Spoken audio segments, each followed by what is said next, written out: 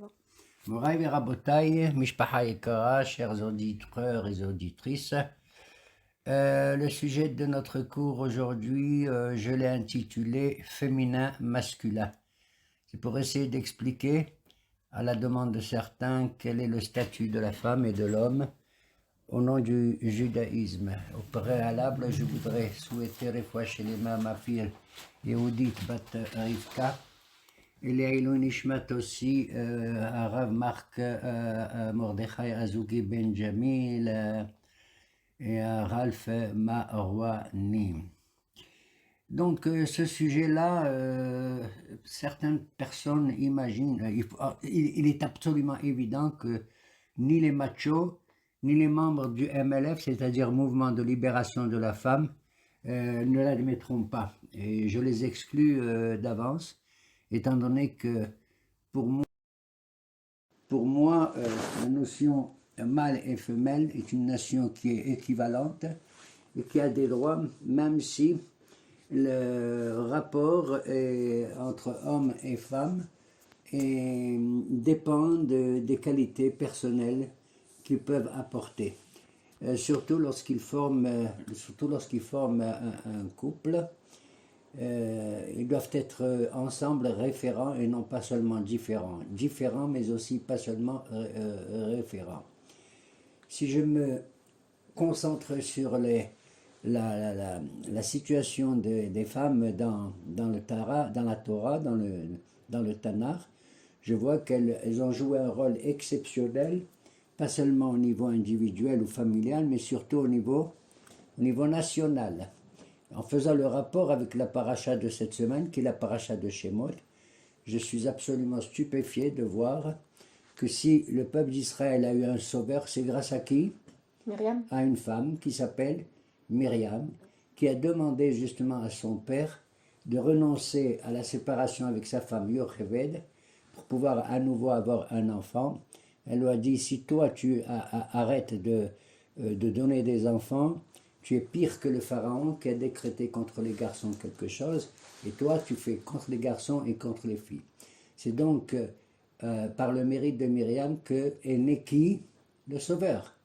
Myriam fut la sauveuse du sauveur, à tel point que même lorsque, à l'âge de 3 mois, le petit bébé Moshe Rabbeinu a été déposé sur une teva sur le Nil, c'est elle-même,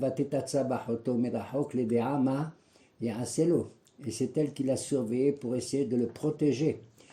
Et je voudrais signaler aussi une femme absolument exceptionnelle qui est à l'origine, elle aussi, du sauveur, de Moshe Rabbeinu. De qui il s'agit? Bithia. Il s'agit d'une Goya, c'est-à-dire d'une non-juive. Elle est sortie, comme il dit, du palais royal pour se laver dans le Nil. Et nos maîtres nous disent qu'elle a voulu enlever toutes les traces de la Avodah Zarah qu'il y avait là-bas.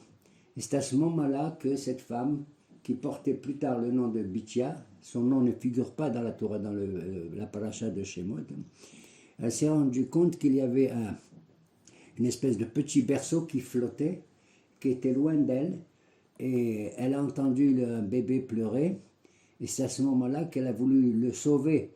Le berceau se trouvait à 60 amot, c'est-à-dire à peu près à 30 mètres de sa distance. Elle a tout fait pour essayer de le protéger des vagues. Et à ce moment-là, Vatishlach et Amata, dit le texte. Elle a envoyé Amata. Amata, ça veut dire sa servante, ou bien pour le sauver, ou bien Amata, ça veut dire Ama, ça veut dire ça, son bras.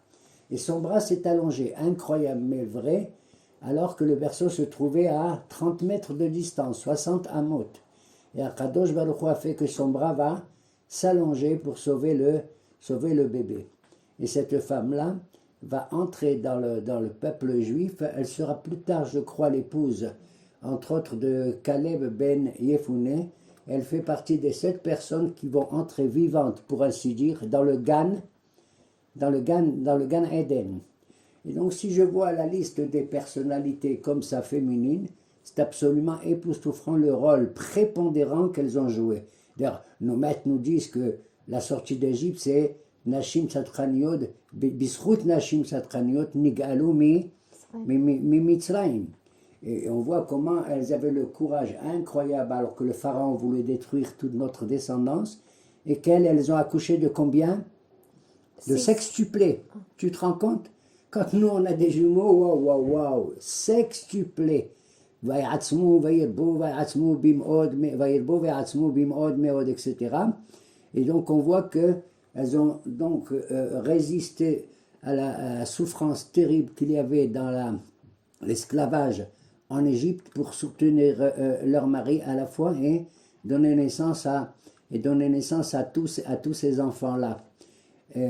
On n'a pas besoin donc, pour ainsi dire, de faire l'apologie du rôle de la femme et de ce qu'elle a fait, si l'on veut évoquer maintenant aussi les matriarches, c'est-à-dire Sarah, Rivka, Rachel et Léa aussi, à tel point que lorsqu'il a fallu décider qu'est-ce qu'il faut faire au sein de la famille, la Kadosh Baruch Hu a dit à Abraham, Kol asher tomar elecha Sarah, Shema bekola, c'est-à-dire d'écouter ses conseils.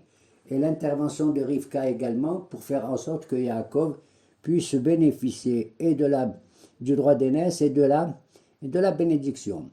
Je vais citer une autre personne qui s'appelle Avigail, qui deviendra la femme plus tard de qui? De David Amelech. Une seule de ces phrases me paraît la plus prépondérante de toutes. C'est incroyable, mais vrai.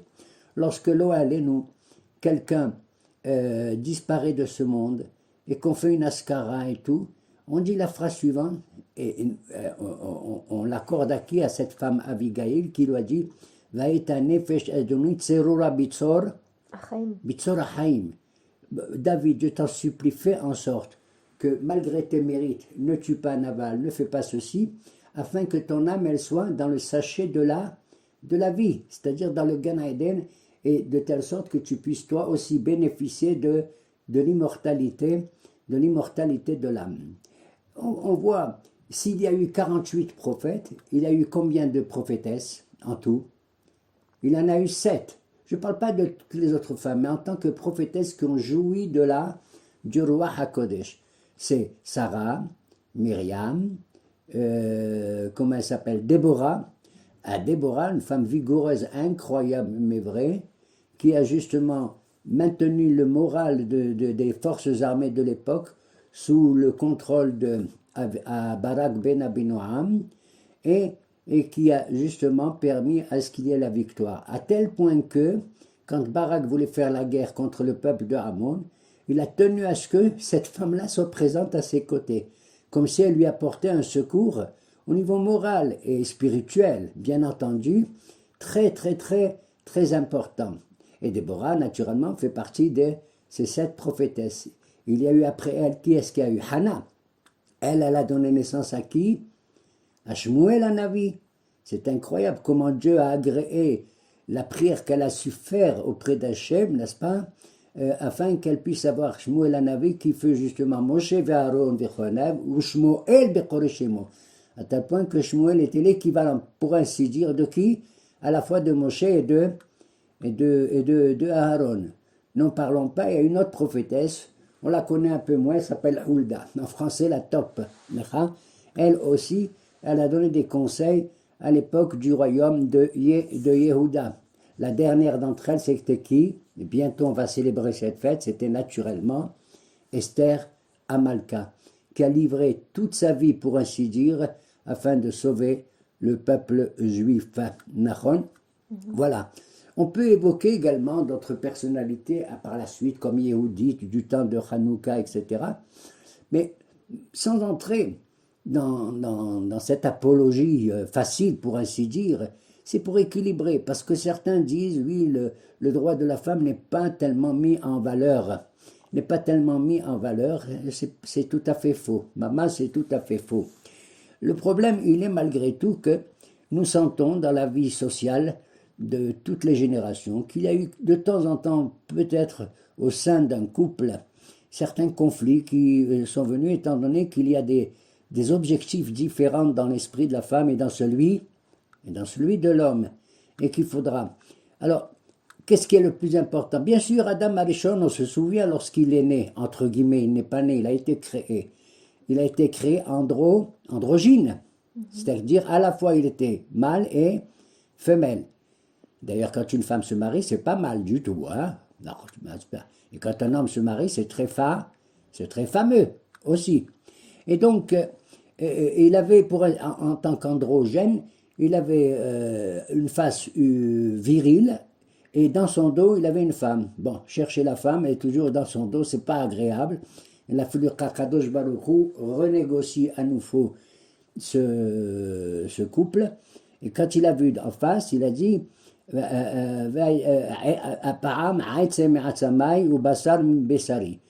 n'y a pas une force contre moi, mais au contraire, elle est comme les os de mes os et la chair de ma chair. Etzem a pour valeur numérique 200, Bassar a pour valeur numérique 502, ça fait en tout combien? 702. Et 702, c'est quoi? Shabbat, Shin, Bet, Tab. 302 et 700. Ok? Et donc, on voit qu'effectivement, les objectifs sont que, effectivement, on a besoin justement d'un rapport, d'un dialogue, d'une concentration de l'un vis-à-vis de l'autre, et on a besoin de la différence qu'il y a dans l'homme. Chez nous, en gros, on n'est pas comme certains qui disent qu'un homme et une femme, 1 plus 1 égale combien? Égale 1. Il y en a qui disent égale 1. Non, je ne suis pas d'accord. 1 plus 1 égale 2, je ne suis pas non plus d'accord. Ça veut dire qu'en vérité, 1 plus 1 égale 1, tu vas dissoudre l'esprit de la femme dans le couple, et tu vas dissoudre, pour ainsi dire aussi, l'esprit de l'homme dans le couple. Il faut s'aimer l'un et l'autre avec les avantages différents, de la différence qu'il y a entre l'un et l'autre. Moi, je dirais effectivement que 1 plus 1 égale combien? Ni 1 ni 2, mais 3. Qui c'est le troisième partenaire dans les deux conjoints?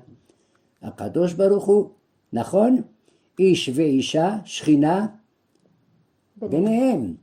Alors on voit que Ish ve'isha, dans Ish il y a Aleph Shin, et il y a le Yud, Isha il y a le He, c'est le Yud, He, c'est le nom de Akadosh Baruch Hu. S'il n'y a pas le Yud dans l'homme, ça donne Esh. S'il n'y a pas le He dans la femme, ça donne aussi Esh. Alors c'est un feu contre notre feu, d'accord? Mais il faut savoir comment admettre les objectifs, la pensée de l'un par rapport à l'autre, étant donné que les objectifs ne sont pas les mêmes, mais ils se rejoignent. Tu veux que je te dise, je suis ni pour le mâle, ni pour la femelle. Je suis pour les deux, mais en plus je suis pour qui? Je vais te dire une chose incroyable. Qui c'est qui est à la fois mâle et femelle? Akadosh Baruch Hu. D'où je le sais, comme on dit avant de faire une mitzvah, surtout au nom du Zohar, qu'est-ce qu'on dit? Leshem yichud kucha berichu ou shrinte. Kucha berichu, c'est le côté gavri, viril, masculin. Ou shrinte, c'est le côté féminin, ou féminin. Ça veut dire que d'une certaine manière, kucha berichu, c'est une imagination, c'est une image pas lointaine, mais qui a la tête dans le ciel, qui a la tête dans l'esprit. C'est ça la définition de la kedusha, de la sainteté. Mais shrinta la shechina, c'est comme shachen, le voisinage. C'est-à-dire que l'objectif de la femme est très, comment dirais-je, proche, très, positive, adhérant tout de suite à l'existence, même la plus matérielle, mais qui est quand même tout à fait nécessaire. Voilà pourquoi, quand on allume les bougies du Shabbat, par exemple, une seule suffit, l'adlik ner shel Shabbat, mais combien on en allume? On en allume deux. Ner, c'est quelle est la valeur numérique du mot ner? Nun resh? 52. Non, nun et resh. 250. 250. Et si je fais les deux bougies 2 fois 250, c'est combien? 500. Et pourquoi je dis cela? Je dis cela parce que nos maîtres nous enseignent que le nombre des membres qu'il y a dans le corps de l'homme, c'est Remah et Barim. Il y a 248 membres. Chez la femme, il y en a combien? 252. Nachon? Étant donné qu'elle a en plus de l'homme 4 membres qui sont destinés à la prolifération, à la procréation, à l'accouchement. Nachon?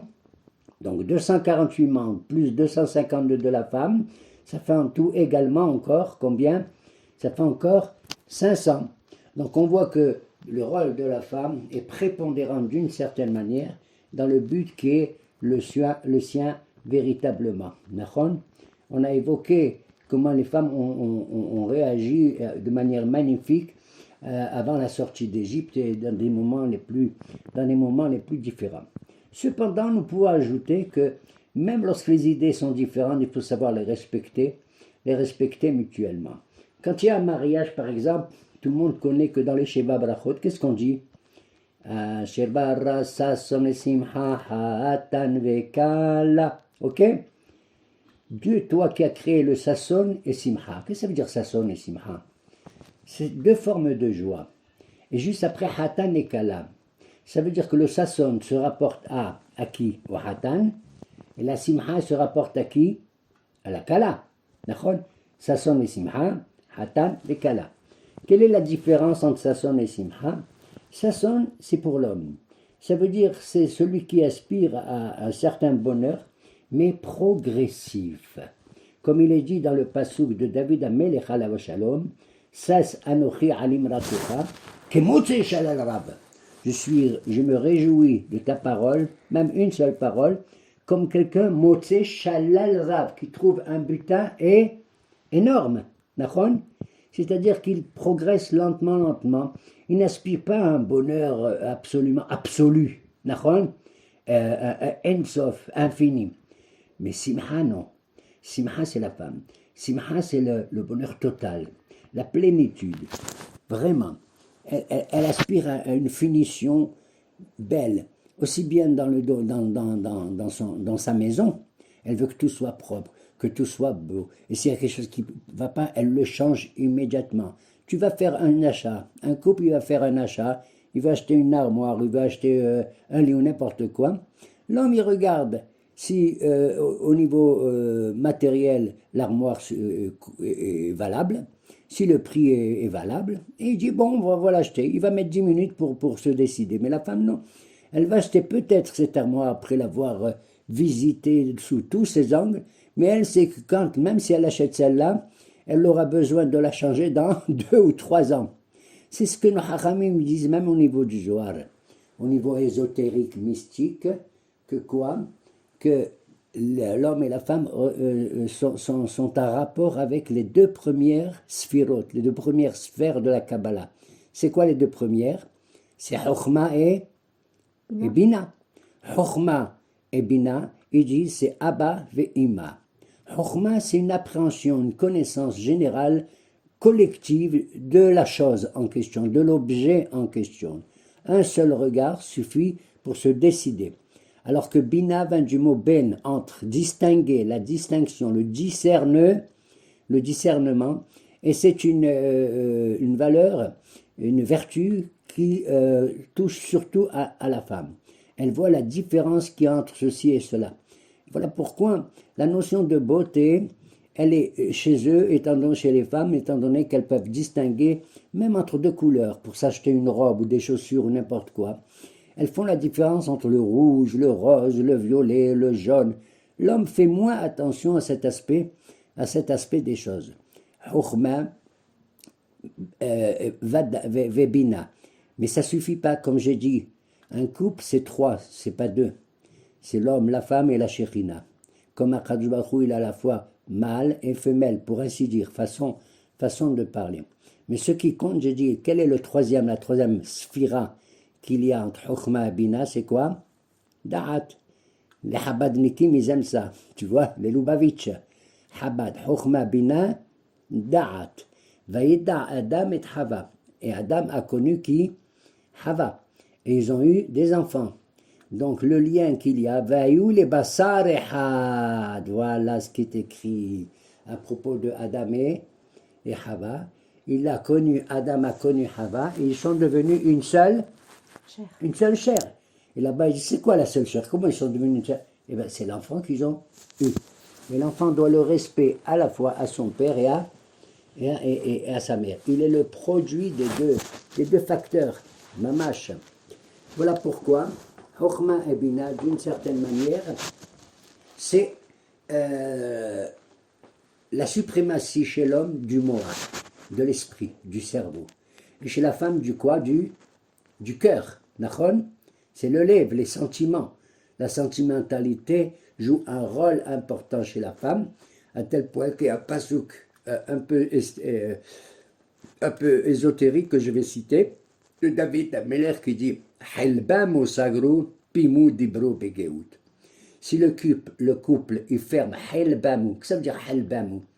C'est la jonction de deux mots. Dans le mot halbamu, il y a le mot moah et le mot lev. Nachon? Halbamu, lebmu, moah. Halbamu sagru. C'est aussi bien l'homme et la femme ferment l'esprit, le moah et le cœur et le lève.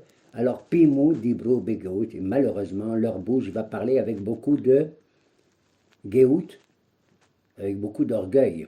D'accord? Ils vont parler avec beaucoup d'orgueil et l'échange sera naturellement pas du tout bénéfique. Il est vrai que dans disons dans la politique générale des générations successives, c'est vrai. On va me reprocher, on me l'a dit, oui, mais c'est l'homme qui a toujours eu une part active dans la direction politique du monde. Ce n'est pas tout à fait vrai. Il y a eu des périodes où les sociétés étaient matriarcales et pas seulement patriarcales. Cependant, on voit effectivement que il faut admettre cette différence. Elle n'est pas une subordonnée. Elle ne montre pas la supériorité de l'homme par rapport à la femme. Pas du tout. D'accord? L'homme a une position active, visible des choses. Mais la femme, il faut dire la vérité, elle aussi, elle joue un rôle, mais on ne le voit pas. Elle joue un rôle en secret. Mamache, elle joue un rôle bessamouille, comme on dit, et on en tient compte, on en tient compte. D'accord? Le plus beau texte que je peux citer, et qui n'est pas à la faveur de l'homme, à la faveur de qui? De la femme, c'est lequel? Dans le livre de Yafé. Et c'est écrit par Shlomo Amelech, Alav Shalom, le plus sage des hommes. Chapitre 31 du livre des Michelet des Proverbes. Eshet Hayil Mimsa Velahok Mipenin Michla. Tous les psukim là-bas, de Aleph jusqu'à Tav, c'est par ordre alphabétique, font l'éloge de la femme dans tous les domaines. À tel point, une femme de valeur, qui sait qui peut la trouver, hein?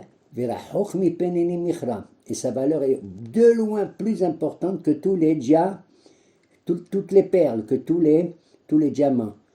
Au niveau du remède, je dirais quand quelqu'un veut se marier avec une jeune fille, quel est les rachetébot de Eshet Hayil Mi Imtsa, c'est quoi? Qu'il faut regarder pour savoir, bien sûr, elle-même, en tête, Ahim, il faut connaître comment sont les frères de la jeune fille, Nachon? Eshet Hayil Mi Imtsa, rachetébot, Ahim, Nachon? Voilà. Alors, on a vu, tu vois aussi dans la paracha, par exemple, le rôle important des femmes, lesquelles? Il y a deux femmes importantes, tu sais lesquelles? À propos de l'ordre que le pharaon a donné de tuer tous les enfants, les garçons. Et il a donné un ordre à qui? Il a donné un ordre aux sages-femmes de l'époque, Shifra, Yafé et Poua. Certains disent que Shifra et Poua, ce serait Yochebed et Myriam. Moi, j'ai des doutes là-dessus. Parce qu'à ce moment-là, Myriam était trop petite. Ce n'était pas possible qu'elle soit sage-femme. Il leur a dit, si vous voyez sur la table de l'accouchement que c'est un garçon, vous le tuez, ou le mettez moto, et c'est une fille, vous la laissez vivre. Qu'est-ce qu'on voit? Qu'est-ce qu'elles ont fait Shifra et Poua? Elles n'ont pas osé faire ça. Elles ont craint, va tirer et Elohim. Elles avaient la crainte de Akadosh Baruch Hu, elles n'ont pas fait ce qu'il fallait. Donc on voit que, effectivement, encore de femmes qui ont joué un rôle prépondérant à tel point qu'elles vont bénéficier elles aussi de quelque chose d'important, je ne sais pas lequel. Il y a écrit là-bas, Vayas lahem batim. Il leur a fait des maisons. Bate Keuna et Bate Levi. Voilà. S'il s'agit de Yochebed et de Myriam, elles ont mérité quoi? Bate Keuna, Bate Melucha et Bate Levia. C'est colossal. Alors, on voit que tout cela... Alors, il ne faut pas regarder le côté négatif qu'il y a qu'on jette sur un homme, et il y a aussi. On a Barminan des gens Rechaim comme Korah ou comme Datan, comme Abiram, d'accord? Et même si parfois il y a des phrases qui sont un peu dures, mais il faut les voir dans l'égalité des choses. Par exemple, toujours dans Michelet, qu'est-ce qu'il dit ici? Il dit Michelet, Matzah Isha, Matzatov. Matzah Tov, ve'afiq ratzon me'Adonai. Celui qui trouve une femme, il a trouvé le bonheur, le Tov. Et qu'est-ce que c'est ce Tov? Je deviens dingue. Ve'afiq ratzon me'Adonai. Et ainsi, il a fait sortir la bonne volonté de qui? De Akadosh Baruch Hu. Mais il y a fois des cas où c'est le contraire. On a une phrase différente qui dit Umotse anit ha isha mar mimavet barmenan. Et je trouve que la femme peut devenir barmenan plus amère que La mort. que la mort. Il y avait des rabbins comme ça dans la Gemara. Parce que je crois que c'est Rabbi Hiya ou Rabbi Hizda, je ne sais pas quoi. Et il s'est marié et quelqu'un lui a dit alors, Matzah ou la Motse? Comment elle est ta femme? Comme le passou qui dit Matzah ou que Matzatov ou alors Motse Mar. Hein? Si c'est Matzah, c'est Tov. Et si c'est Motse, Motse, c'est Mar. C'est Mar. Pourquoi Mar Motse? Pourquoi? Parce que C'est Zafou dans le ou lo premier Zafou. verset, Matzah ou Matzah et Isha, c'est Isha. Dans l'autre, Motse Anit Ha Isha. C'est-à-dire, c'est la femme, elle met l'article défini, c'est moi qui prévaut, Barmenan. Barmenan. Il y en a qui disent c'est pire que l'enfer à ce moment-là. Ça veut dire que chacun dans son domaine joue un rôle. Oui. Maintenant, il y a effectivement au niveau du rapport de l'homme et de la femme par rapport au commandement divin. Tu connais l'histoire. On doit accomplir Tariag Mitzvot, 613 commandements. Il y en a 248 positifs et 365 négatifs. On exclut la femme, pas pour l'exclure, au contraire, pour moi je trouve que c'est un bénéfice. On dit que mitzvah shazman grama en isha hayevit. L'homme doit faire tous les mitzvot, mais la femme, elle est libérée de toutes les mitzvot qui dépendent du zman, du temps précis. Du temps précis. Donc elles sont. Il y a des femmes qui disent et pourquoi pourquoi on vous libère des contraintes qu'il y a dans certaines mitzvot que l'homme est obligé. Un homme, pour devenir un homme, est obligé d'appliquer les commandements divins dans leur totalité. Et pourquoi la femme, elle est libérée? Pourquoi? Parce qu'elle n'a pas besoin de mitzvot shazman grama, étant donné qu'elle vit le zman, elle. Elle le vit dans son corps plus que dans l'homme. Et ça, je n'ai pas besoin de l'expliquer.